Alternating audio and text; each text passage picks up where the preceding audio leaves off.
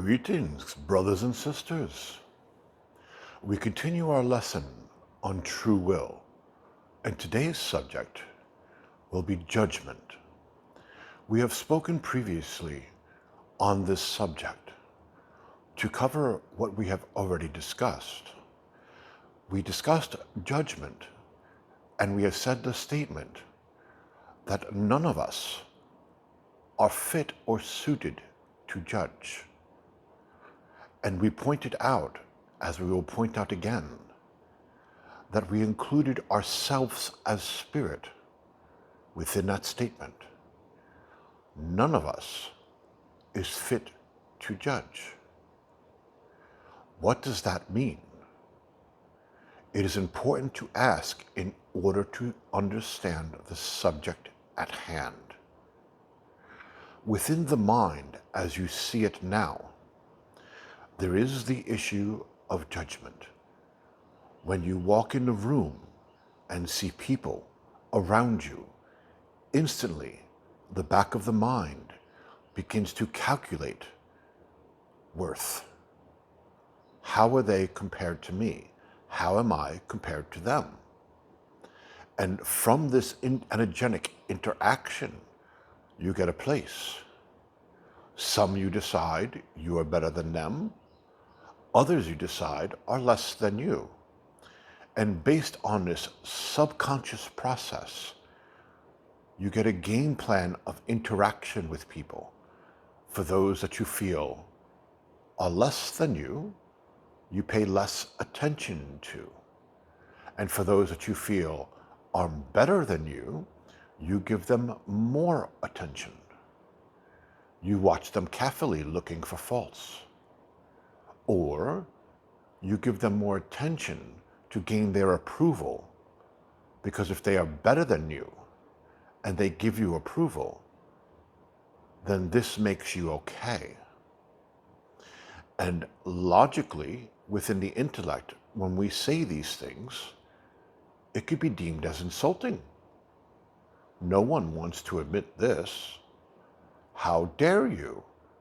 I don't experience this. Nathil, you are wrong.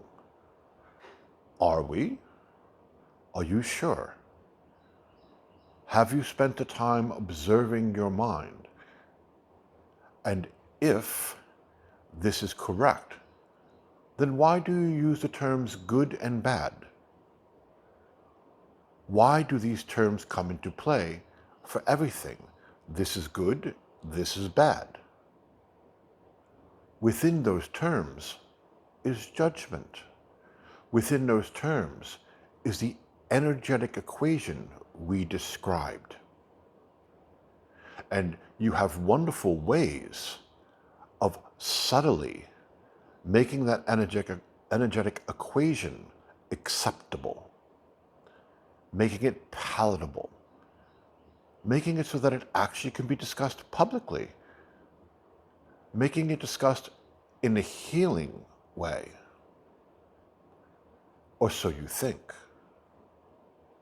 But within that energy dynamic is judgment. And there are many techniques that you work on learning not to judge. You may focus on a person, place, or thing where this is the loudest, causing the most disturbance. And so you focus on it and attempt to stop it and not be judgmental. And you may be successful in your endeavor of working in that one area or issue, but yet it pops up elsewhere. And then you focus on that.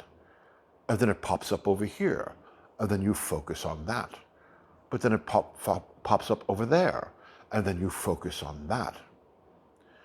You focus on the fires it sets. But have you been successful in putting out the fire, what starts the fire, completely? And we asked an important question in a previous lesson. We asked, if there is a pattern within your mind that continually happens and occurs, And no matter how you focus on stopping the pattern, have you ever stopped to ask that maybe there is a purpose to the pattern and it is supposed to be there? Maybe it's not a question on stopping the pattern. Maybe it's a question of understanding its true purpose. Maybe you are not perceiving it clearly. Our son recently had a realization, and it's one that we will bring into this lesson, because within it is a dynamic of understanding how to traverse the mind more successfully.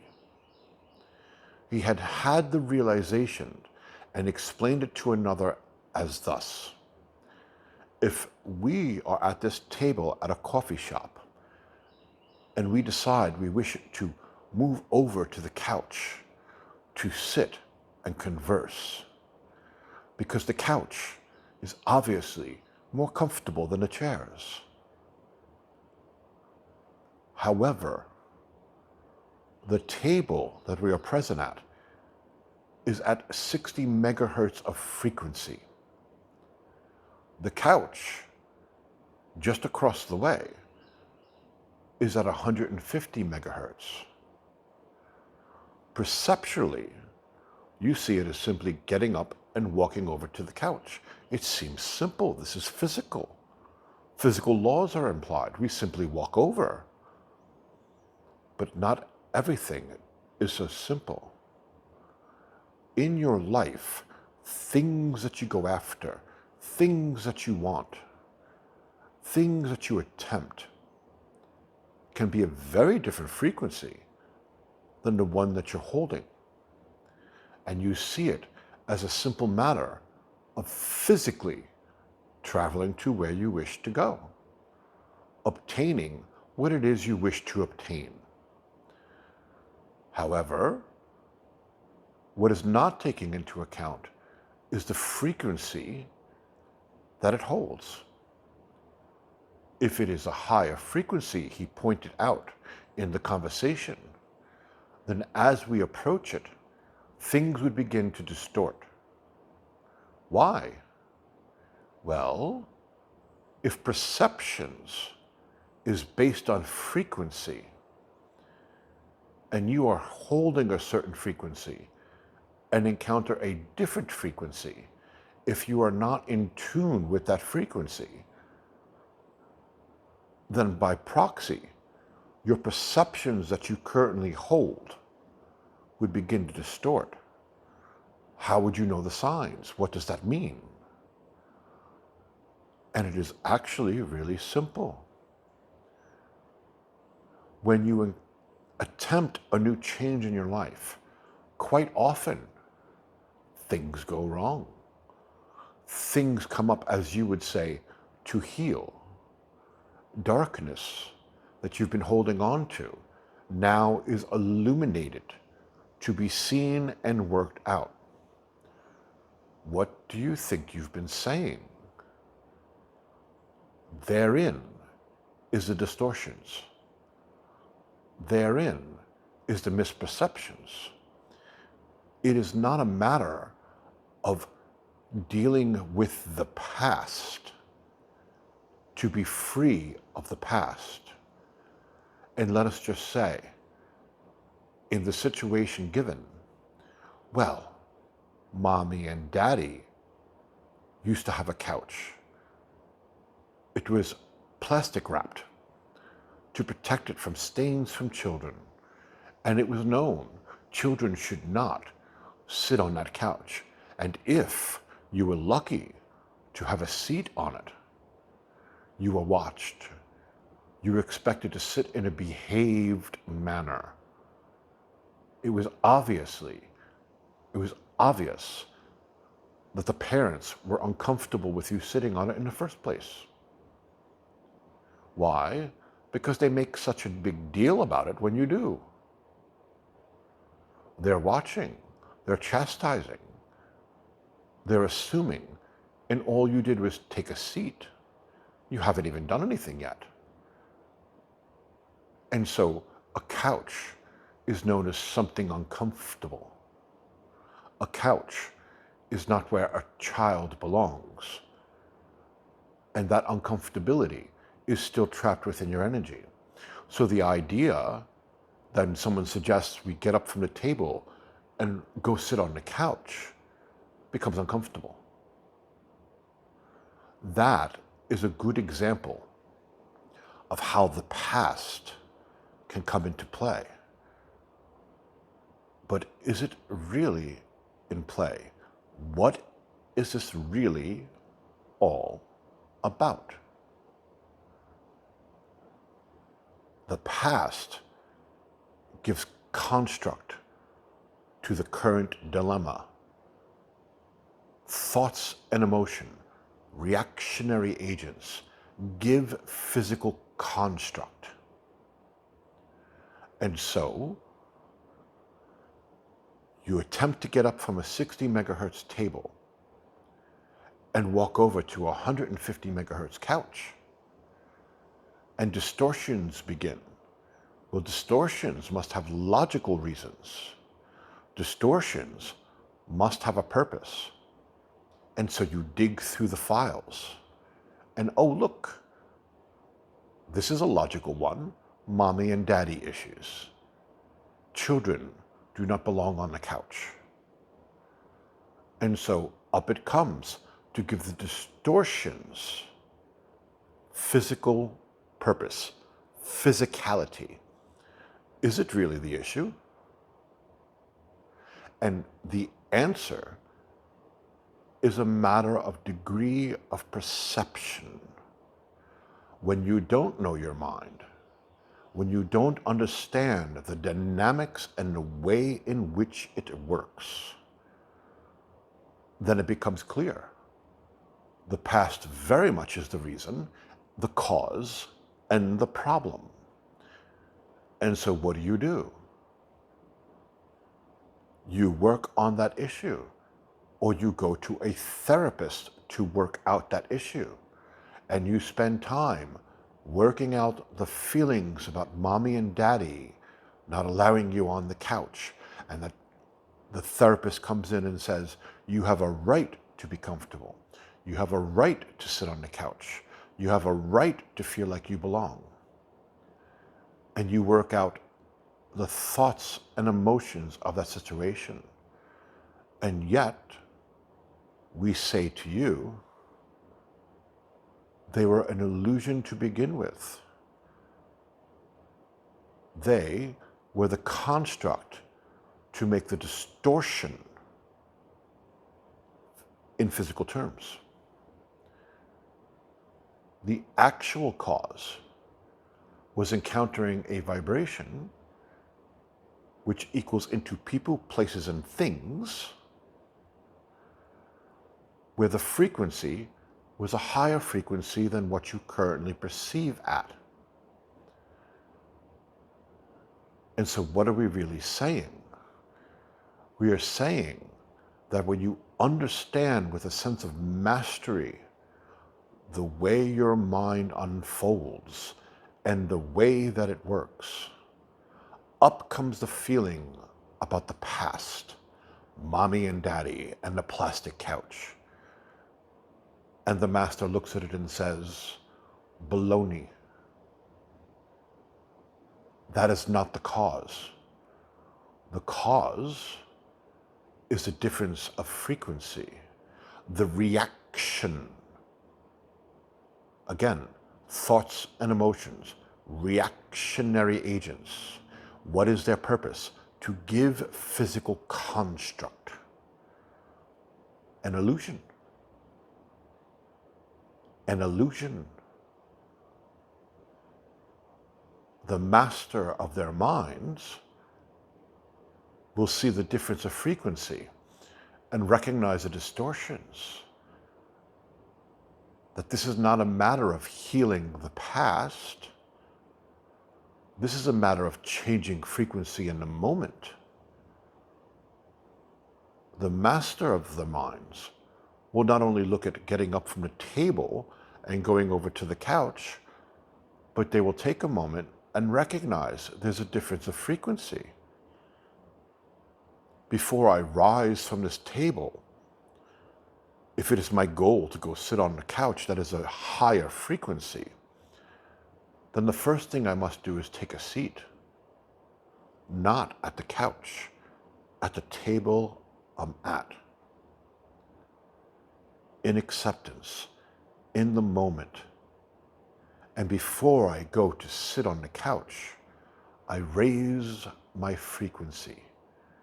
I blend with that which I wish to perceive. And do you know what happens? What happens is that there are no distortions. What happens is that synchronicity, you are pulled to the couch automatically. And do you know what does not happen? None of the past comes up to be healed, which did not actually need to be healed. Because you understood it's a matter of frequency. And so you there first match the frequency you wish to engage so that it is a smooth transition. You are pulled to the transition effortlessly. Effortlessly. The moment of everything getting distorted is still synchronicity. Synchronicity is always in play. And quite often, our son pointed out in this conversation, everyone celebrates synchronicity when everything goes their way. When everything lines up perfectly for what you wanted. How easy. And yet, synchronicity of that type of nature is rare and few indeed. Is it a matter of God throwing breadcrumbs to his children? That it's a matter that it comes very rarely when you get favor and you don't know why? Or is there something deeper, a deeper mystery to understand? What about all the times everything synchronizes and goes wrong? No matter where you go, it's the same message. And it's not the one you wanted. Why is that not synchronicity? If synchronicity is defined as everything playing a particular message, then why is the message of distortion not synchronicity? And what we are saying, brothers and sisters, is that synchronicity is always in play. It is always in alignment. What is not in alignment is perceptions of frequency. You want something more. You want something greater. You want something that flows more in harmony with what you know to be true on the inside. And everything goes wrong. And oh, it's the healing process. Is it? Are you sure? It is time to see it clearer. We have come to teach a new way. Is it possible that instead of going after what you want, you take a moment and understand the mastery of frequency of perception and do nothing and raise your vibration from, in this example, 60 megahertz to 150 megahertz and seamlessly get pulled to your experience? Is it possible that synchronicity is a matter of mastery of your own mind? No matter where you are present. Whether it is synchronicity in its flowing stage, a seamless reaction of harmony, of matching vibrations, or what you're more used to, the other, a constant door slam in the face of non-frequency, or as we would call it, distortions of perception. Which is more true? Which is more valid? And the key to both is consciousness. Consciousness. Understanding the dynamics of the way your mind works. And so,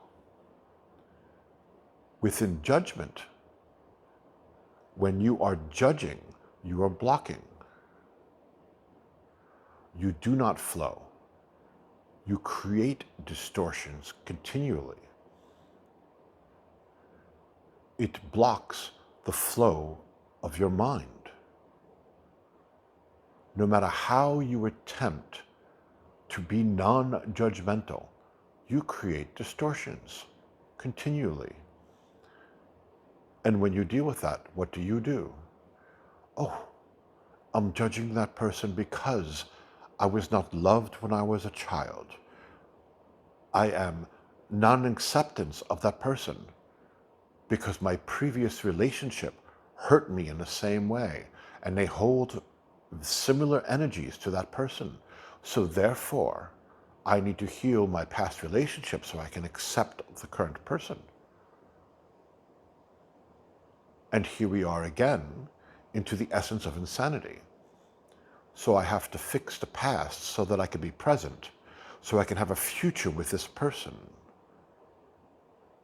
And as we have already taught and instructed, this is the definition of illusion. This is a definition of karma being wasted. Constantly going after the weeds and not the roots. Because as much as you love the drama of that particular situation, but wait, there's a new one with the boss next week. And you're back into the same thing.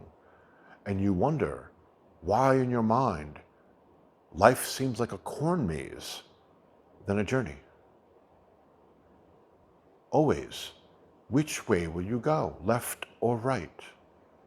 Wait, how did we get back to the center of the corn maze?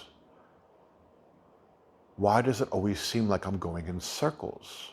Why does it seem like there's no real answer here? Brothers and sisters, you are in your own minds. There is no place else to go. If you're having an issue, it's in relation to your own mind, which is your own perceptions. Something is being misperceived.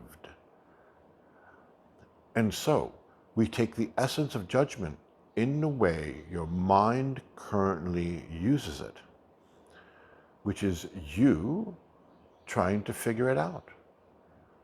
You thinking you know best. You thinking that there's a way to balance that unstable equation. Always jockeying for position.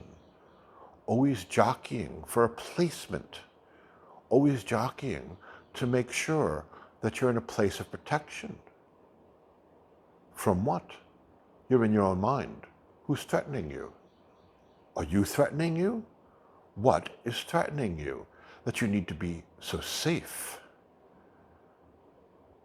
And the intellect pops up and says, other people, let me show you your past and remind you. At no time during any situation were you threatened. It was the perception of threatened that gets you. It is the perception that you've been hurt that gets you. And you store it into the emotional body, and you have the rest of what's in the emotional body confirming what you were afraid you already know. And so, we bring a question to you.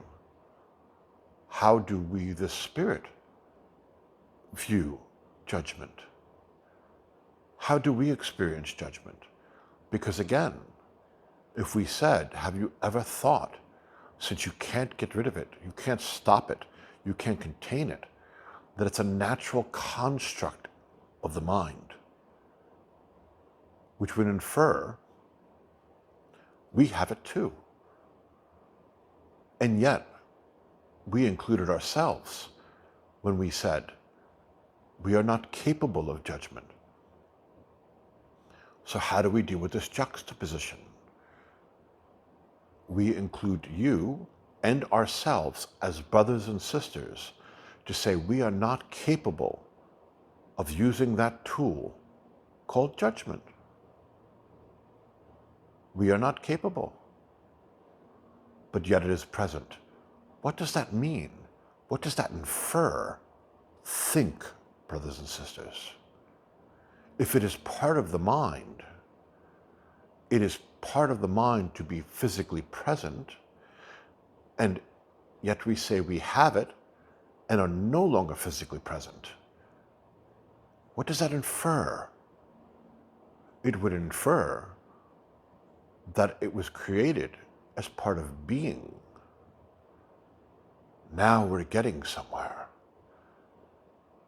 If it was created as part of being, then what does that mean? It means we did not create it. We did not create it. Rest in that for a moment. Understand the potential implications of that powerful statement. We did not create it. So therefore, we cannot change it. It is. It simply is. That would infer that this goes back to the energy that we would call God. You may call it something different, or you may not believe in it at all. It does not deny the fact that it exists, not being God, but the ideology of judgment, because you can experience it. It is there continually. It is there no matter what. So then what is its true purpose? How was it truly created? And why was it created?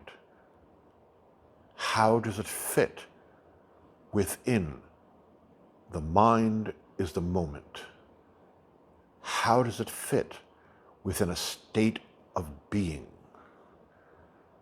And in this, brothers and sisters, we will share with you how we experience judgment. We exist within the energy of what is. Right now, as you breathe, no matter where you are, in a war zone, in peace, in struggle, in strife, in harmony, within all of those things is the energy that flows through it, keeping it in existence. It is there, or we would not be. And that is the same as for you, our brothers and sisters. What makes the difference between the descriptors that we gave? Your perceptions, your choices, your free will. You define yourselves always.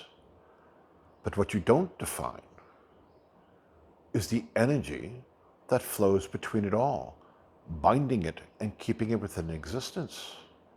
We had said in a previous lesson, what arrogance to take an essence of God, reject it, kill it, and send it back to God.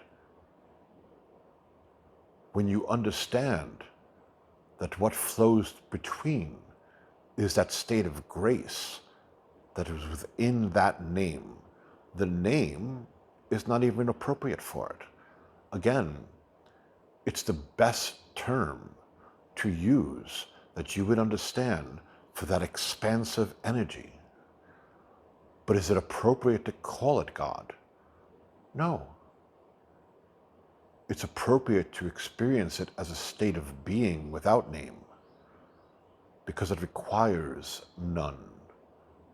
That's why we always state, it does not care if you call it God or believe in it. You do not need to, it's not a requirement, but it exists just the same. Or none of this would be in existence. None of it would be real. The universe would unbind itself into nothingness. But it doesn't. Because that which is. And each of us exists within that grace. So what is that grace? Acceptance. Acceptance. Some call it love, another inappropriate name. Because does it really equal love? Or is it a state of being that in this physical reality is best described as love? Big difference. Which would you choose? The wrapping paper of words that calls it love, or the experience of being, which is the intention of the word? One is a cheap trinket bauble, and the other one is a state of being. Which would you choose? It doesn't matter what you call it. It matters that you experience it. And when you do, you understand that judgment was already given, perfect. That is why you can never be hurt and you can never be harmed, although you can very easily perceive you've been hurt and you could perceive you've been harmed, and the thoughts and emotions will rush in to give you physical construct. And look, you have such an organized, lovely file system of the past already at play to give physical construct to that perception. But is it real? No. It is not real. When you release the physicality, it is because you've come within contact of that state of being that you already exist within, the gift God already gave. That's what we've been talking about. That is what we've been leading you to, is that each of us have already been judged. And how do we know it's such a state of grace? Because that state of grace moves through everything. The illusion that you could be rejected from it does not disturb the state of grace. It disturbs the mind that perceives such a concept and blocks them from their own state of grace. Period. Period. And so, understanding the true form of judgment and why we say we, collective, as spirit, which you are as well, although you don't perceive it as of yet, because you cannot fathom your place within that grace. And why? Because of the perceptions you hold, how you define yourself. The gift God has already given does not match your perceptions. Therefore, because of what you perceive, you do not match the frequency of what God has already judged, the grace that has already been given, the grace that is in the room with you right now, in this very moment, flowing through everything, a state of being. But you cannot perceive it. Why? Because you have chosen to judge. You have chosen to judge those around you. And you have chosen to judge yourself against what's around you. That is how you use God's gift. And it limits you. It limits you. Our evidence, breathe a while and feel what you're feeling. Does it feel filled with grace? Where do you think fear comes from? Your disconnection from that which is. Why do we, the Spirit, come to talk and share and communicate and do not fall from grace from your perceptions? Because we are connected, even in the worst situation, with what is. We have confused ourselves no longer and given up what we have judged for what already is within that state of grace, the judgment already given. And we are part of it that can creatively express ourselves in it, to try on different energies of being. But we've given up our addiction, our compulsion to work judgment in a way that we think works best. We don't use it to protect ourselves. We don't use it to make others less so that we become more. That is an illusion. We've figured out that game and found it wanting. We've realized with enough times around the corn maze that you call life that it never leads anywhere. The experiences that you say you gain through your struggles was nothing compared to the connection of what was already given. We gave it all up. We gave it all up. And we do not find ourselves wanting. We find ourselves complete. We find ourselves whole. And we understand our purpose to extend, to follow the principle of love, not as a written word of what must be done, but as a state of being that you don't need to think about. You simply are. And it is this that you are learning to grow to. But first, you must be willing to give up your toys. And many of you are not willing. And hence our advice to you previously, don't worry about it. Enjoy the toys you're playing with. Enjoy them fully. Because only by enjoying them fully do you realize they're boring. And do you become open, willing for something different. There are many who are now beginning to wake up.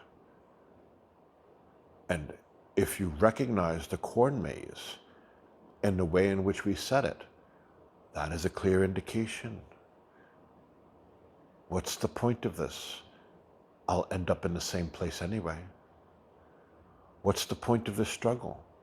There'll be a new one, just as important, tomorrow. What's the point of this? even if I get what I want, I'm not going to be happy. These are all signs of consciousness growing to the point of realizing none of this is real. None of this was ever real. It was assumed real, entertaining for a while. Oh, the holding of the breath, what's around the next turn. But now you know, and it's become boring. Why am I really here?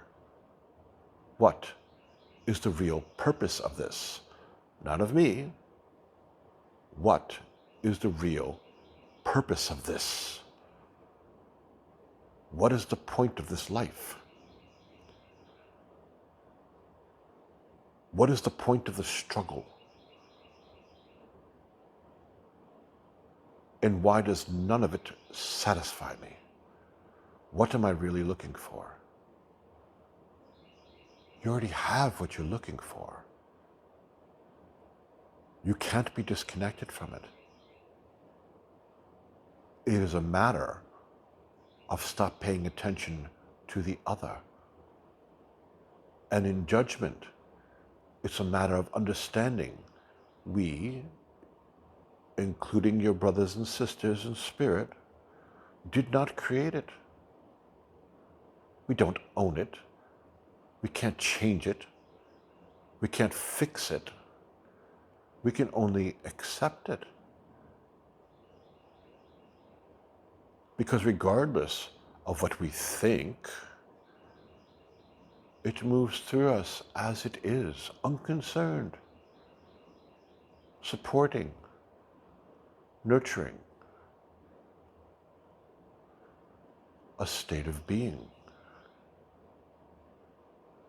So what would happen if you stopped trying to control it? What would happen if you stopped trying to fix it? What would happen if you decided, I don't need to know better? What would happen if you decide, I want to learn what it is? And again, we circle back to the table in the coffee shop. The beginning of learning these principles. The first thing is to not get up from the table. Because by doing so, and physically going after what it is that you want, although there's so many things that give you that advice, and we will say, did you get it? And when you did, was it what you really wanted? Or did it simply bring more problems? Were you happy? The type of happiness that fills you with being. Oh, it may have for a moment, but did it last? Or did you bring your problems with you? And the game started anew. So before you get up to physically go after it, take a moment and consider, maybe you should just have a seat and raise your frequency, and you will automatically perceive what it is that you've been looking for. And why? Because finally,